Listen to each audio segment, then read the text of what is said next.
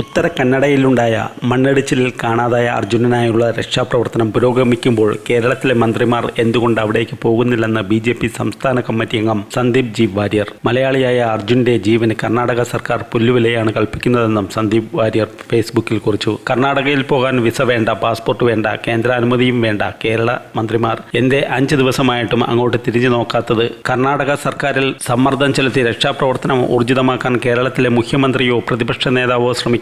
Kuwait തീപിടുത്തത്തിൽ അപകടത്തിൽപ്പെട്ട മലയാളികളെ ആശ്വസിപ്പിക്കാനെന്ന പേരിൽ അവിടെ പോകാൻ തീരുമാനിച്ച മന്ത്രി വീണ ജോർജിന് അനുമതി നിഷേധിച്ചെന്ന് ചൂണ്ടിക്കാട്ടി കേന്ദ്ര സർക്കാരിനെ CPM-ഉം ഇടതു പാർട്ടികളും വിമർശിച്ചിരുന്നു. എന്നാൽ കർണാടകയിലെ മണ്ണിടിച്ചിലിൽ മലയാളിയെ 5 ദിവസമായി കാണാതായിട്ടും സംസ്ഥാന സർക്കാർ കാര്യമായ ഇടപെടൽ നടത്തുന്നില്ലെന്നും സമ്മർദ്ദം ചെലുത്തുന്നില്ലെന്നുമുള്ള വിമർശനം ശക്തമാണ്. കർണാടകയിലെ കോൺഗ്രസ് സർക്കാരുമായി ബന്ധപ്പെട്ട് രക്ഷാപ്രവർത്തനം വേഗത്തിലാക്കാൻ ശ്രമം നടത്താത്ത സംസ്ഥാന കോൺഗ്രസ് നേതാക്കൾക്കെതിരെയും വിമർശനം ഉന്നയിച്ചിട്ടുണ്ട്.